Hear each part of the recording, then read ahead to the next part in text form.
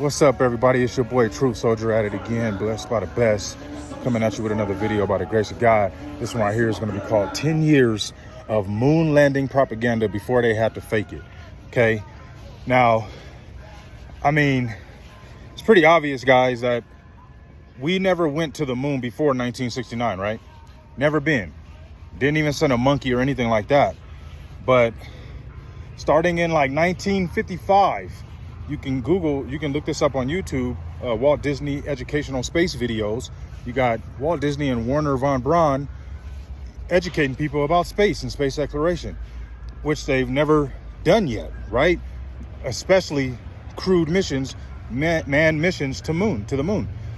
But for at least a decade, over a decade, if we're talking 1955 to 1969, from 1955, you got, especially in like 1961, 62, 63, our mothers, our grandmothers and grandfathers, and probably some of our great grandparents were being brainwashed with extensive propaganda for years during their young lives. I'm talking newborns, I'm talking toddlers, I'm talking first graders, I'm talking middle schoolers, I'm talking high schoolers, I'm talking even adults of this time who were brainwashed with over a decade of propaganda about space exploration. And they did it very, very well. Let me explain. So they're hitting our kids, and that's what they do. They hit the kids. They don't, you know, they were given these space exploration videos like cartoon books for kids, okay? They're showing animation as future reality and saying in these animation cartoons that we're going to be landing man on the moon in the future. And you're telling this to kids. You're telling this to toddlers. You're telling this to young adults. And in the late 50s and the 60s, there's only, if they were lucky, there's one TV in the whole house, right? So you got people of that time who has maybe got one TV. They might need to go to a neighbor's house to go and watch this propaganda of space exploration that they were getting bombarded with, right? So you got one TV in the household. You got a family of 5 or 6 people. When they turn that TV on and they see a Walt Disney educational video with Walt Disney and Wernher von Braun, they're excited for one, right? For two, they're believing it. They're in amazement on this what's coming on this screen. It's like magic to them at that time. Now we look at TVs like it's nothing. We throw them away. It's nothing, right? But back then, the TV was a magical box. It was everything. Okay, most people couldn't even afford them. Now you can go and buy the biggest screen TV, a 70-inch screen TV, for $300 at Walmart. It's nothing, right? So you got the TV in the house. On that TV is being watched by toddlers, by young kids, okay? And that's how they got brainwashed with Santa Claus, okay? By watching these TV shows, by watching these movies. The kids got brainwashed with Santa being real. The parents didn't get brainwashed. It's a certain point to where you're old enough to where, things, you're going to think about it. You're going to be like, that's whack, whatever. If they started hitting a 50-year-old dude up back in those times about space, he don't really care. I don't think he cared. But you start hitting these young kids up, and especially the way they did it, like I said, showing animation as future reality. They got guides for teachers, for elementary teachers, on space exploration. You see this in this video that I'm about to show you guys. You got teachers who are being taught about space exploration that ain't even happened yet. And then these teachers are going to try to explain this and teach these to these young kids of those days about space exploration. Why would they not believe it if they're going to school? Their parents are sending them off to school to learn. And then you got this teacher that is teaching them about space exploration and man landing on a moon in the near future. And here's some coloring books that we're going to all do together. Okay. Here also, here's some coloring books. We got model books. We got everything you need. We're gonna build rockets together in the class today, kids, and dream about and talk about going to the moon one day. And then in this video, you can see a little girl. She looked like she's probably about 6 or 7 years old. You know, basically saying how she can't wait for the day that she could land on the moon and go to space, and she hopes she's not too old.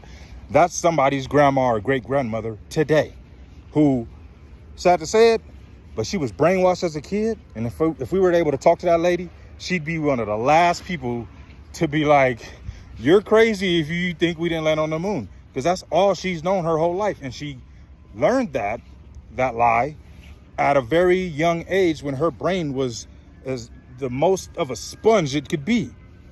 That's how they get us, right?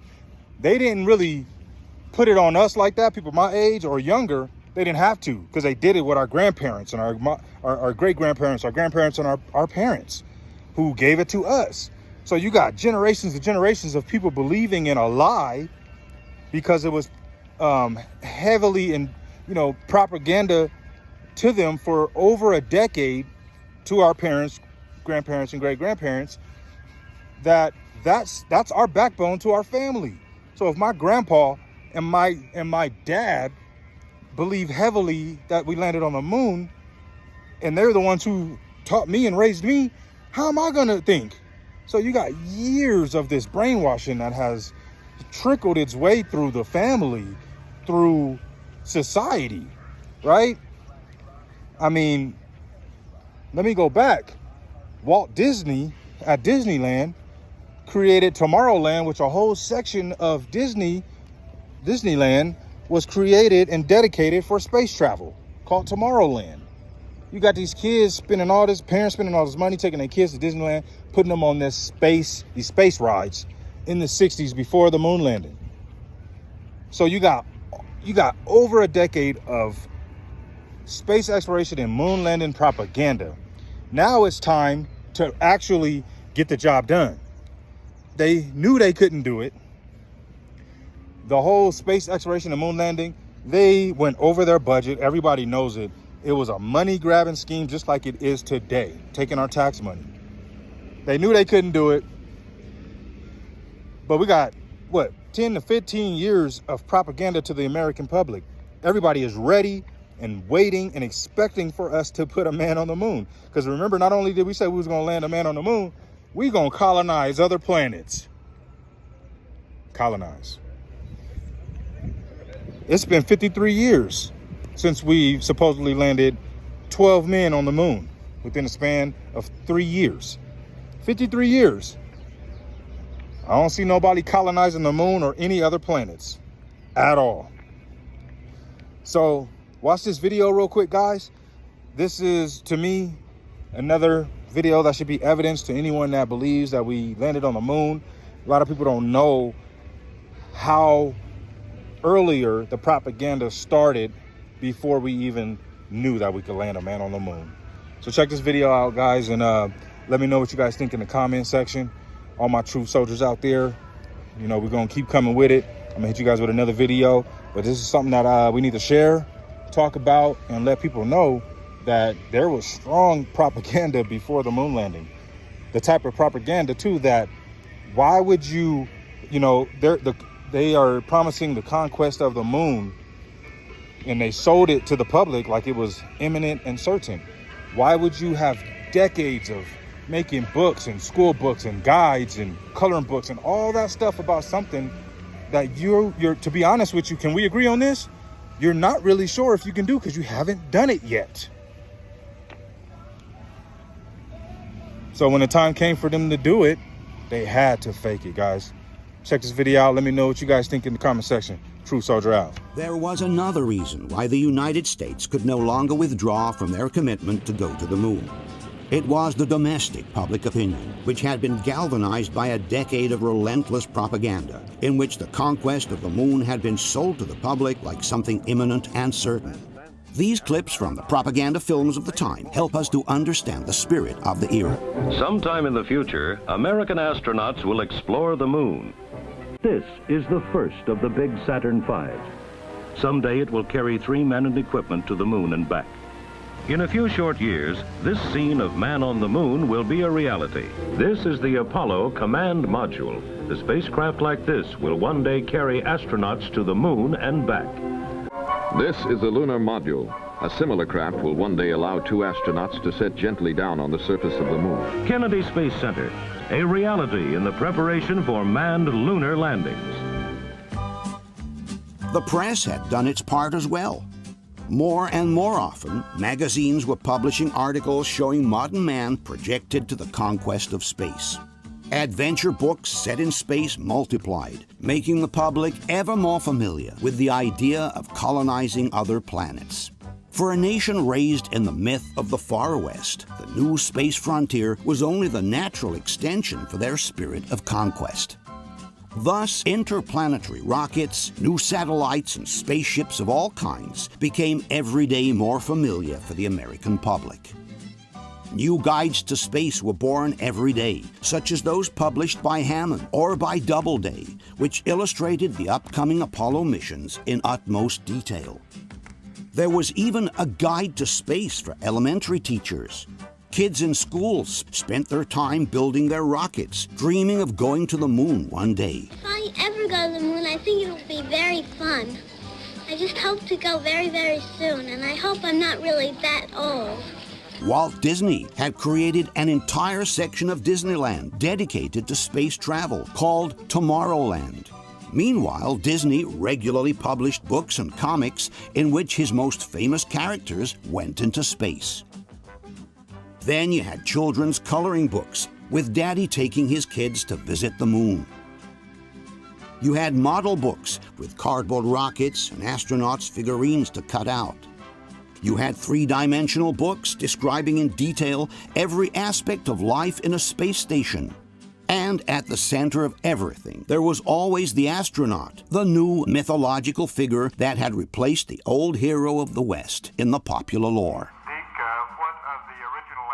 After 10 years of such relentless propaganda, one thing can be affirmed with certainty. Had NASA not been technically able to send men to the moon, or had it been too risky to do so, they would have had to fake it. They had no alternative at that point.